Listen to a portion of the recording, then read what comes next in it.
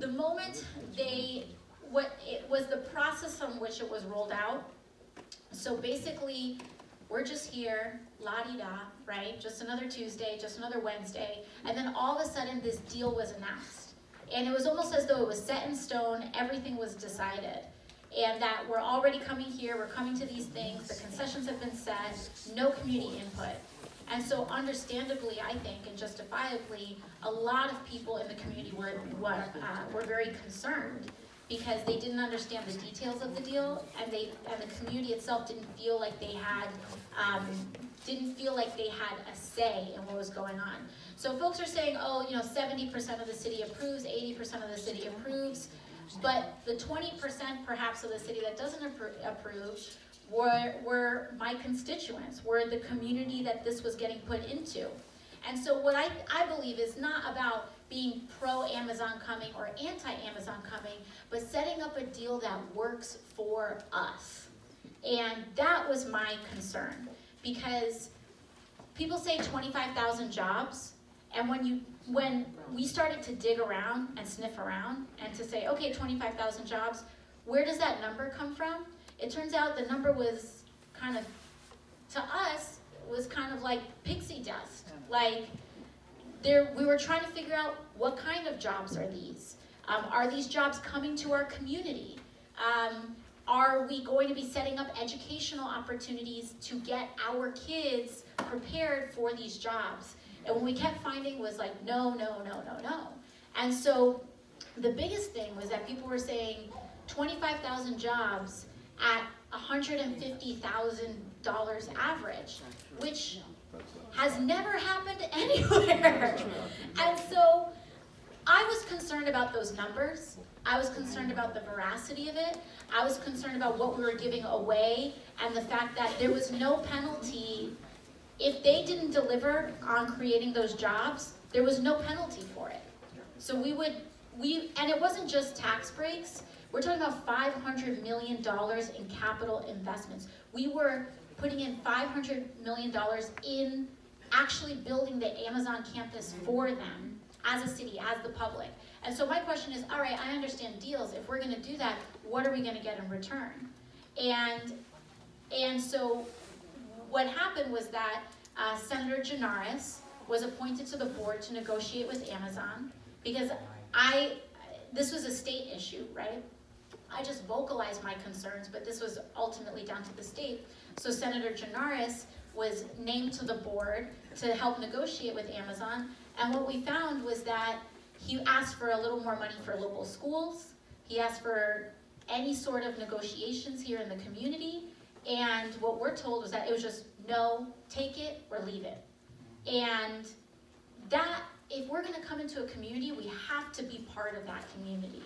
But the governor and the mayor, they agree on that. Why? What was the problem? What is a monkey business? Yeah, no, I think, and that's the thing, I think that it's not just about what we ultimately come to, but it's how we come to it. And we have to, pardon? And the helipad. And the helipad, and also on top of it, one thing that was, I think, of extreme concern was that immediately we started seeing real estate speculation happen in the area. And immediately, before the deal was even announced, there were Amazon officials that were trying to buy out buildings. They were talking about how Astoria is great because it's close to the Hamptons, it's just a helicopter ride away, and all this stuff. And so the question is, okay, we're gonna bring jobs, but are we going to be displacing our whole community? Do they just want to replace us, or do they want to invest in us? And these were the questions that I was raising. It's not about being anti-Amazon, but it's about making sure that we have a deal that works for this community, because if we're going to give so much away, we need to make sure that we're getting that amount back in a way that has teeth and in a way that that works. And so for me, when I'm listening to the community and when I'm listening to our constituents, what I hear less, people need jobs, but Queens is actually, Queens and the Bronx we're blessed to be both of the boroughs with the highest amount of economic development in the last year. We are creating jobs on our own at a very fast clip, but the biggest problem that I'm hearing is rent. And the biggest problem that I'm hearing is skyrocketing rents. And this, you know, what we were already seeing was that purchases of these buildings were already happening at an elevated clip. And that, you know, whether we like it or not, the thing that they weren't talking about was that this was gonna make everyone's rents go up very painfully. And that's what I'm really concerned about, because it's already unaffordable here. It's already getting totally out of control. And that's why I always say, listen, what is popular is not always right, and what is right is not always popular. And it's really easy for someone in Manhattan or someone in Staten Island to say they should have put Amazon in Long Island City, but what we were finding was that in Long Island City, in Woodside, in Sunnyside, in Astoria, in Ditmars, people were like, this is gonna displace us. And we want a seat at the table. And when they got a seat at the table, all Amazon said was, we're not going to budge one bit. And we shouldn't be inviting bullies into our neighborhood, you know? And I'm taking the heat for it, and they're gonna put me on the cover of the Post every day, but whatever, you know, because my job is to look after you guys. You know, I'm not the mayor, I'm not the governor. My job is to look after Astoria, and my job is to look after Jackson Heights. My job is to look after Woodside.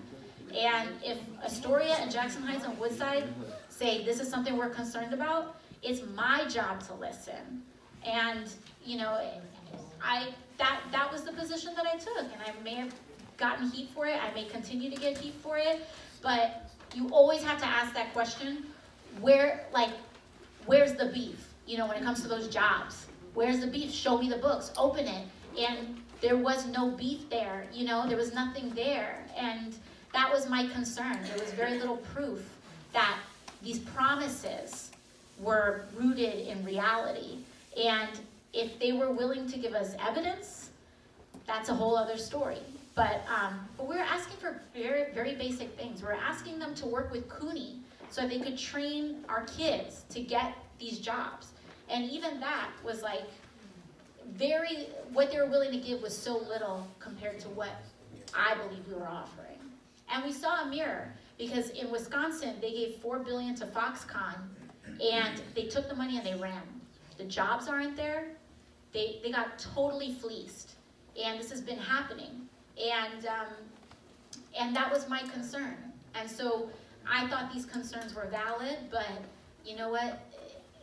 And now we're seeing the lobbyists are now hitting me real hard with this. They're doing push polls, they're doing all of this stuff. They're really focusing on me hard for taking this stance. But you know what? It's not about taking the popular stance when everything is easy. You know, I wasn't elected to do that. I was elected to take the hard stance when it's politically difficult. And that's what I'm here to do. And again, it's not saying that we shouldn't have Amazon here. It's not saying that I'm against Amazon coming under any circumstances, though there are members of the community that feel that way. But my whole thing was, it needs to be good for us. And I was concerned that it wasn't, the way this was lined up was not good for us. Thank you for answering the elephant in the room.